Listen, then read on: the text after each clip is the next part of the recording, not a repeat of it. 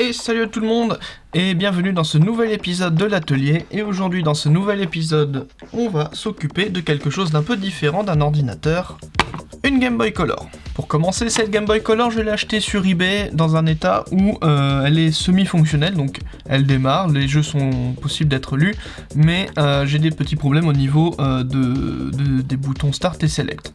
La console démarre très bien, les jeux fonctionnent très bien, le son nickel, mais du coup la console est quand même dans un état médiocre. La console est quand même très fatiguée, on peut voir là il y a quelques coups en fait où on peut voir que la console est tombée en fait plusieurs fois même. Il y a des coups ici sur le dessus, on peut voir qu'elle est rayée sur le dessous, l'écran lui-même est rayé, enfin la console est vraiment très fatiguée, mais elle est tout à fait fonctionnelle. Et pour les boutons, je me fais pas trop de soucis, je pense pas que ce soit bien grave. Quoi qu'il en soit, fini les blabla, et on va tout de suite s'occuper à ouvrir la console, parce que j'ai un plan pour cette console.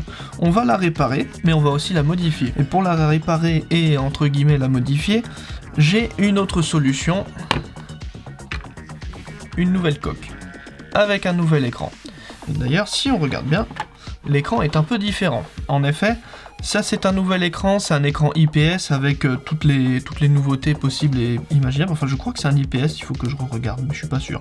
Enfin, quoi qu'il en soit, c'est un écran beaucoup plus moderne que l'écran qu'il y a déjà sur cette console. À savoir que du coup, celui-ci a un rétroéclairage. L'écran actuel et la coque actuelle, je vais les garder. Je ne vais pas les abîmer ou quoi. Mais je vais garder toutes les pièces d'origine, comme ça au moins je fais pas crisser les dents à tout le monde. Mais basiquement en fait on va juste prendre la carte mère qui est dedans, on va la transvaser là-dedans. Mais du coup on va faire quand même quelques modifications sur la carte mère entre les deux pour accueillir le nouvel écran, parce que c'est pas non plus un remplacement direct, hein. Il y a quand même quelques petites modifications à faire, notamment en fait va falloir faire quelques petites soudures, ce qui en soi n'est pas vraiment très grave, mais il va falloir que je regarde par contre sur internet quelle soudure faire où, mais je ne pense pas que ce soit bien sorcier. Pour la couleur, moi je voulais quelque chose d'un peu extravagant, donc j'ai pas forcément les choix en fait. Cette coque, je l'ai trouvée sur une brocante et elle était vide, hein, il n'y avait pas de Game Boy dedans ou quoi que ce soit, mais je l'ai trouvée en brocante et je l'ai achetée pour une bouchée de pain. Il n'y avait pas d'écran, il n'y avait vraiment rien, et du coup je me suis dit on va aller faire quelque chose d'un peu extravagant, donc j'ai pris du vert et le jaune se marie plutôt bien avec le vert, et c'est pour ça aussi de ce fait qu'on va mettre des boutons jaunes. Donc je pense que le résultat sera plutôt intéressant, mais quoi qu'il en soit, je pense déjà qu'on va pouvoir commencer à ouvrir la console. Donc là c'est une vidéo un peu plus simple on va dire, hein, une vidéo un peu plus un peu moins travaillée, donc je vais parler en même temps que j'ouvre la console et que je la bricole, mais enfin moins travaillée non, elle est aussi travaillée que les dernières vidéos que j'ai sorties en soi, c'est juste que c'est pas le même type d'objet que je fais d'habitude. Mais je fais juste une petite pause, hein, donc si je dis pas de bêtises, cet épisode va sortir entre deux épisodes du PC Sleeper. Pour l'instant, le PC Sleeper c'est un peu en stand-by, il faut que je trouve une solution pour monter l'alimentation ainsi que la carte graphique. En soi, pour l'alimentation, j'ai déjà fait quelques modifications que vous verrez donc dans la prochaine vidéo, vous en faites pas. Enfin, quelques modifications. Oui, une grosse modification même. Et vis-à-vis de la carte graphique, pour l'instant, j'ai pas encore trouvé de solution définitive. Alors, j'ai déjà un placement en tête, mais va falloir que j'y réfléchisse. Donc, hop, on va quand même garder les vis, parce que j'en ai pas forcément d'autres. En tout cas, c'est pas des vis que je souhaite mettre dans la coque de ma console. Tac, hop, je vais faire comme ça. Ça va aller plus vite, voilà. Hop. Donc oui, la console, je l'ai achetée, il n'y avait pas le capot. Ça, c'est la maladie des Game Boy Color, c'est que le capot des piles, il s'enlève et disparaît à tout jamais quelque part. Un peu comme les chaussettes au final. Vous avez une chaussette, mais l'autre, vous ne savez pas où est-ce qu'elle est passée. Et ben là, c'est pareil avec le capot des piles. Du coup là on se retrouve avec la carte mère, hein, donc la carte mère de la Game Boy, hein, très simple, hein, c'est un panneau et puis c'est tout. Donc là on a le lecteur de cartouches, là on a le ruban pour l'écran, là on a l'enceinte, tout fonctionne en soi. J'ai pas testé la prise jack, mais Il n'y a pas de raison pour que ça ne fonctionne pas, et si ça fonctionne pas, c'est pas la fin du monde. Hop, on va changer de tête de tournevis, parce que maintenant on passe à un autre type de vis. Mais chez Nintendo, ils aiment bien avoir des vis un peu propriétaires qui agacent un peu tout le monde, mais bon, c'est pas grave. La carte mère est tenue par 3 vis, tout ce qu'il y a de plus simple. C'est quand même quelque chose que j'aime faire, c'est bricoler et travailler sur d'anciens appareils électroniques, c'est que c'est d'une simplicité infantile. En tout cas, pour ce genre de petite machine toute simple, de bonne qualité, c'est très agréable de travailler dessus. Les consoles Nintendo, c'est formidable de travailler dessus. Même si il y a des vis qui sont pas forcément propriétaires, enfin si justement il y a des vis propriétaires, ça reste quand même relativement simple. J'ai essayé de travailler sur d'autres appareils électroniques qui sont sortis avant même la Game Boy. Tout de suite ça devient plus compliqué. J'avais travaillé un peu sur une caméra, un caméscope même Sony.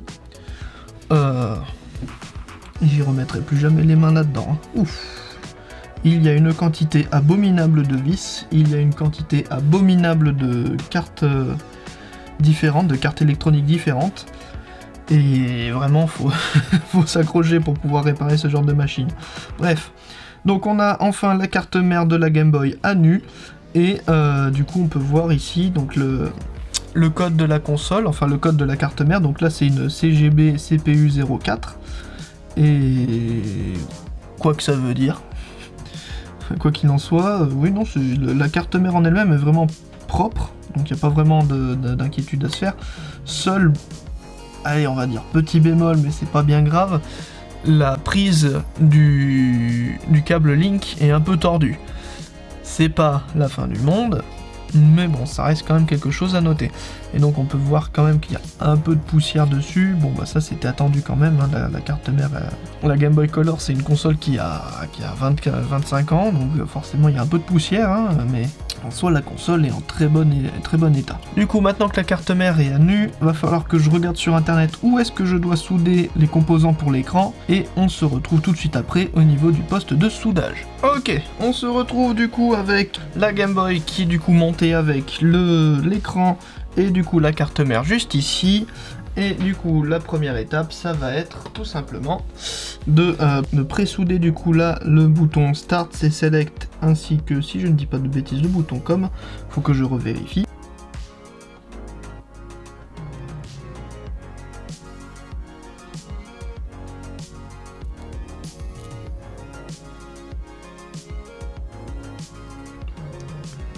Voilà, j'avais pas mis assez d'étain, c'est tout. Hop, et du coup maintenant on a les câbles qui sont installés.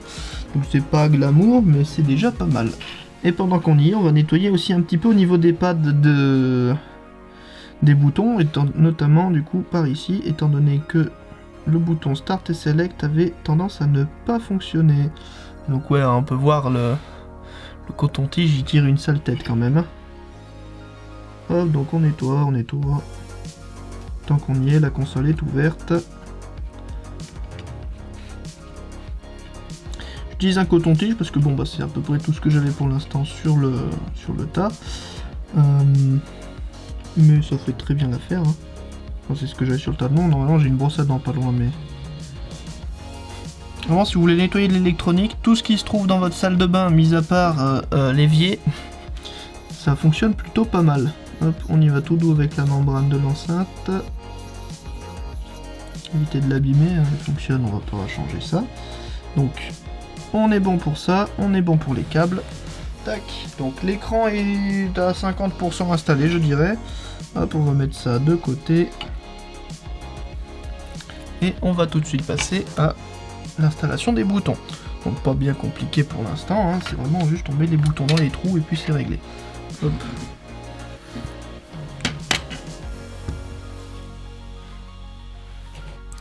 Donc on va mettre les boutons. Tac.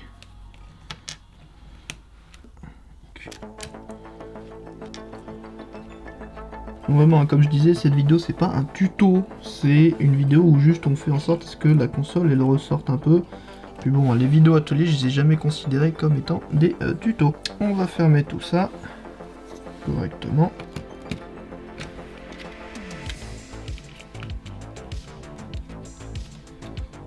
Il n'y a plus qu'à installer du coup le point power ici, avec normalement, si je ne dis pas bêtise, le 3e bouton ici. Voilà. La soudure demande toute ma concentration, donc j'ai un peu plus de mal pour parler. Maintenant que tout est soudé, j'ai remis le petit bout de plastique. On va remettre la coque, on enlève le capot des piles. On met les piles et on regarde si tout se passe bien. Normalement l'écran devrait s'allumer et même le Game Boy Color devrait s'allumer. Donc ça après ça va être à voir. Et c'est impeccable, la console s'allume nickel. Et du coup je viens de découvrir à quoi servait du coup le petit truc au dessus. Ça permet de changer la luminosité. Et il y a un truc qui vient de foirer. Voilà. Un truc qui vient encore de foirer. Qu'est-ce qui se passe? Bon, tout va bien. La Game Boy est du coup sauvée. Alors le problème c'était juste tout simplement que j'avais plus de piles en fait. Mes piles elles étaient mortes.